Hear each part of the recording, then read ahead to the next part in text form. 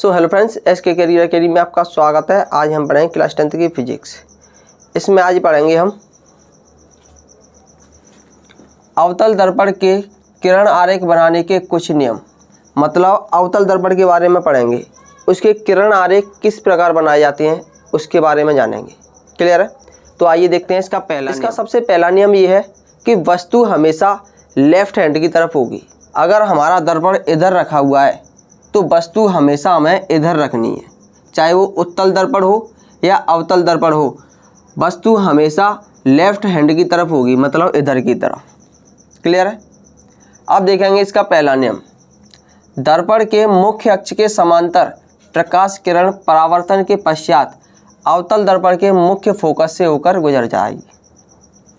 अगर हमारा जो अवतल दर्पण है उसके मुख्य अक्ष के समांतर अगर प्रकाश की किरण जा रही है तो वो परावर्तन के पश्चात मुख्य फोकस से होकर गुजरेगी। ये है हमारा मुख्य फोकस।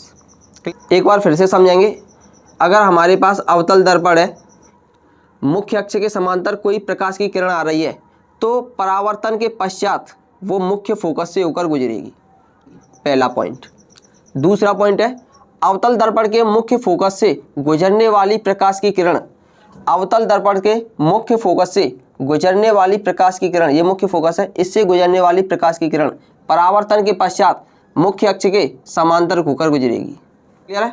मतलब अगर हमारे पास कोई अवतल दर्पण है, उसके मुख्य फोकस से अगर कोई प्रकाश की किरण डाली जा रही है तो परावर्तन के पश्चात मुख्य अक्ष के समांतर जाएगी। ये मुख्य अक्ष है, इसके समांतर जा रही है जी। क्लियर है? यही लिखेंगे हम, अवतल दर्पण के मुख्य फोकस से गुजरने वाली प्रकाश किरण परावर्तन के पश्चात मुख्य अक्ष के समांतर निकलेगी। नेक्स्ट पॉइंट है, अवतल दर्पण के वक्रता केंद्र से गुजरने वाली किरण परावर्तन के पश्चात उसी दिशा में वापस चली जाती है। ये हमारा अवतल दर्पण है, ये है इसका वक्रता केंद्र। इससे होकर आने वाली किरण, ये यहाँ पर किरण आ रही है, इसी से परावर्तन के पश्चात इसी दिशा में वापस लौट जाती है। मतलब जिस दिशा से आती है उसी दिशा में वापस चली जाती है परावर्तन के पश्चात। कब? जब यह वक्रता केंद्र से होकर गुजरती है। क्लियर है? नेक्स्ट पॉइंट है, अवतल दर्पण के बिंदु P की ओर, अवतल दर्पण के बिंदु P की ओर मुख्य अक्ष से तिर्यक दिशा में, मुख्य अक्ष से तिर्यक दिशा में आपतित किरण तिर्यक दिशा में ही परावर्तित हो जाती है। आपतित किरण मतलब आने वाली किरण तिर्यक दिशा में ही परावर्तित हो जाती है। आपतित तथा परावर्तित किरणें आपतन बिंदु पर मुख्य अक्ष से समान कोण बनाती हैं। इसका मतलब यह है कि अगर हमारे पास कोई अवतल दर्पण है, मुख्य अक्ष से तिर्यक दिशा में कोई प्रकाश की किरण आ रही है तो वो तिर्यक दिशा में ही परावर्तित हो जाएगी और मुख्य अक्ष के साथ समान कोण बनाएगी, आपतित किरण भी और परावर्तित किरण भी, यानी कि I और R। ये हो गया I आपतन कोण, R हो गया परावर्तन कोण। ये दोनों कोण कैसे होंगे? बराबर होंगे। क्लियर है?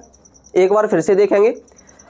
अगर कोई प्रकाश की किरण वक्रता केंद्र से होकर आ रही है तो परावर्तन के पश्चात वक्रता केंद्र से ही होकर गुजरेगी। क्लियर है? नेक्स्ट पॉइंट है, अगर कोई प्रकाश की किरण मुख्य अक्ष से तिर्यक दिशा में आ रही है तो वो तिर्यक दिशा में ही परावर्तित हो जाएगी और मुख्य अक्ष के साथ समान कोण बनाएगी, यानी कि आपतित किरण और परावर्तित किरण दोनों किरणें समान कोण पर ही जाएंगी। क्लियर? अब आगे पढ़ेंगे अवतल दर्पण द्वारा विभिन्न स्थितियों में प्रतिबिंब कहाँ कहाँ बनेंगे। क्लियर? तो आइए देखते हैं। अवतल दर्पण द्वारा बिंब कहते हैं किसी वस्तु को कि विभिन्न स्थितियों के लिए बने प्रतिबिंब।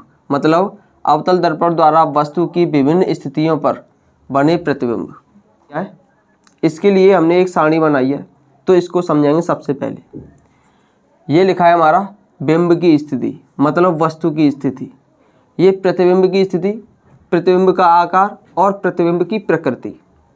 अगर हमारी वस्तु अनंत पर रखी है तो हमारा प्रतिबिंब बनेगा फोकस पर। आकार कैसा होगा उसका? अत्यधिक छोटा। और प्रकृति कैसी होगी? वास्तविक तथा उल्टी, यानी कि वास्तविक बनेगा और उल्टा बनेगा।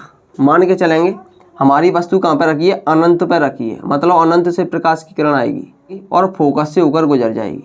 इसी प्रकार अगर इधर से भेजें तो अनंत से प्रकाश की किरण जाएगी और फोकस के होकर गुजर जाएगी, यानी कि बहुत छोटा प्रतिबिंब बनेगा। कहाँ पर बनेगा? फोकस पर। अनंत से प्रकाश की किरण आ रही है और फोकस पर मिल रही है, प्रतिबिंब कहाँ पर बनता है? जब दो प्रकाश की किरण प्रतिच्छेद करती हैं वहाँ पर हमारा प्रतिबिंब बनता है। तो एक प्रकाश की किरण आई, यहाँ पर मिल गई, और दूसरी प्रकाश की किरण यहाँ से प्रतिच्छेद करती हुई निकल गई। मतलब दोनों प्रकाश की किरणों ने यहाँ पर प्रतिच्छेद किया है। इसका मतलब यह है कि फोकस पर इसका प्रतिबिंब बनेगा। क्लियर है? फिर से देखेंगे, अनंत पर वस्तु रखी होगी तो प्रतिबिंब कहाँ पर बनेगा? फोकस पर। अनंत पर मतलब डॉट डॉट डॉट का मतलब क्या है कि वस्तु अनंत पर रखी है और प्रतिबिंब कहाँ पर बन रहा है? फोकस पर। क्लियर? कैसा बनेगा? उल्टा बनेगा और वास्तविक बनेगा। अगर हमारी वस्तु वक्रता केंद्र से पहले रखी हो तब जो प्रतिबिंब बनेगा वो कहाँ पर बनेगा? फोकस तथा वक्रता केंद्र के बीच में बनेगा, छोटा बनेगा और कैसा बनेगा? वास्तविक और उल्टा बनेगा। मान के चलेंगे वक्रता केंद्र से पहले हमारी क्या रखी है? वस्तु रखी है। अगर यहाँ से प्रकाश की किरण जाएगी मुख्य अक्ष के समांतर तो फोकस से होकर गुजर जाएगी। अगर यहाँ से आपतित किरण निकलेगी फोकस पर तो मुख्य अक्ष के समांतर निकल जाएगी। तो ये जहाँ पर प्रतिच्छेद करेगी वहाँ पर क्या होगा? हमारा प्रतिबिंब बनेगा। प्रतिच्छेद कहाँ पर कर रही है? वक्रता केंद्र और मुख्य फोकस के बीच में। तो प्रतिबिंब कहाँ पर बनेगा? फोकस तथा वक्रता केंद्र के बीच में। कैसा बनेगा? छोटा, वस्तु से छोटा। और कैसा बनेगा? वास्तविक बनेगा और उल्टा। तीसरी स्थिति देखेंगे, अगर वस्तु वक्रता केंद्र पर रखी है तो हमारा प्रतिबिंब भी वक्रता केंद्र पर बनेगा, समान साइज का बनेगा, वास्तविक बनेगा और उल्टा बनेगा। अगर हमारी वस्तु वक्रता केंद्र पर रखी है, मान के चलेंगे ये वक्रता केंद्र है, यहाँ पर वस्तु रखी है, प्रकाश की किरण जाएगी मुख्य अक्ष के समांतर, फोकस से होकर निकल जाएगी। इसी प्रकार तिर्यक रेखा में प्रकाश की किरण जाएगी कहाँ से? मुख्य फोकस से होकर और मुख्य अक्ष के समांतर निकल जाएगी। तो जहाँ पर भी हमारा कटान बिंदु होगा वहाँ पर हमारा प्रतिबिंब होगा। मतलब ये कटान बिंदु कहाँ पर होगा? वक्रता केंद्र के नीचे होगा जस्ट। इसका मतलब ये है कि जहाँ पर हमारी वस्तु खड़ी होगी वहीं पर हमारा प्रतिबिंब बनेगा। क्लियर है? और वस्तु के बराबर बनेगा, मतलब जितनी बड़ी वस्तु होगी उतना ही बड़ा प्रतिबिंब बनेगा, लेकिन वास्तविक बनेगा और उल्टा बनेगा। कैसा बनेगा? वास्तविक बनेगा और उल्टा बनेगा। क्लियर है?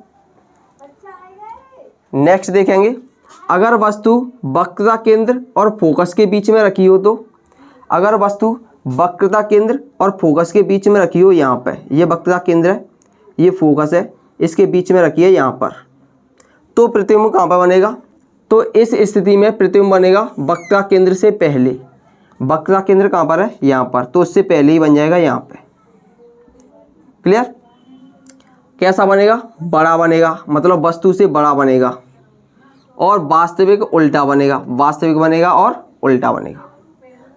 अगर हमारी वस्तु फोकस पर रखी है तो प्रतिबिंब अनंत पर बनेगा। अगर हमारी वस्तु फोकस पर रखी है तो प्रतिबिंब कहाँ पर बनेगा? अनंत पर, कहीं पर भी कटान बिंदु नहीं दिखाई देगा।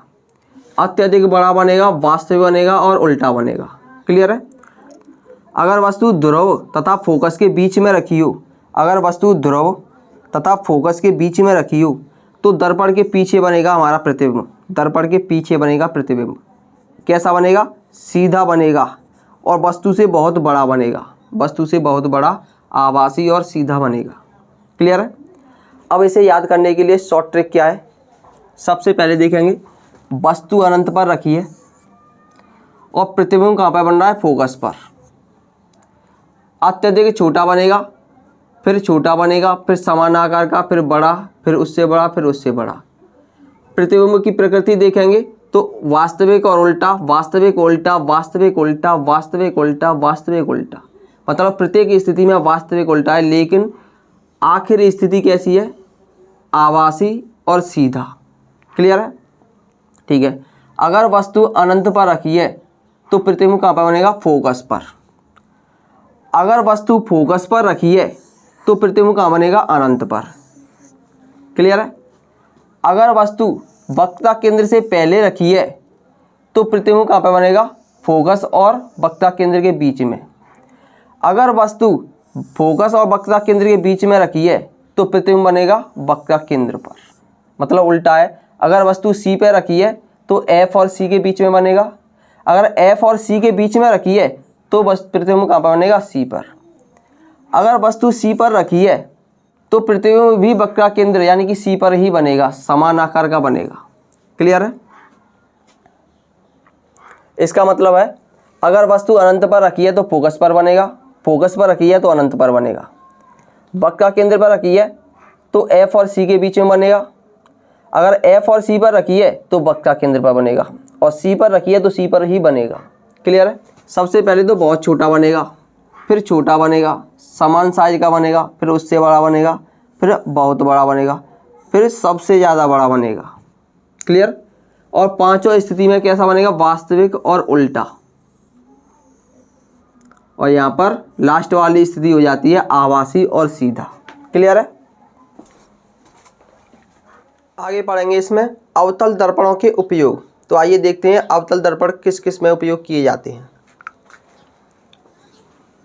इसका पहला पॉइंट है, इनका उपयोग टॉर्च, सर्चलाइट तथा वाहनों की हेडलाइट में प्रकाश का शक्तिशाली समांतर किरणपुंज बनाने के लिए किया जाता है।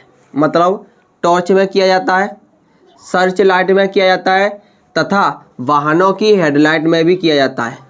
क्लियर है। दूसरा पॉइंट है, दंत विशेषज्ञ अवतल दर्पण का उपयोग मरीजों के दांतों का बड़ा प्रतिबिंब देखने के लिए करते हैं। इसका मतलब ये है कि दांतों के जो डॉक्टर होते हैं ये इसका प्रयोग करते हैं। क्यों करते हैं? क्योंकि दांतों का बड़ा प्रतिबिंब दिख सके। क्लियर है।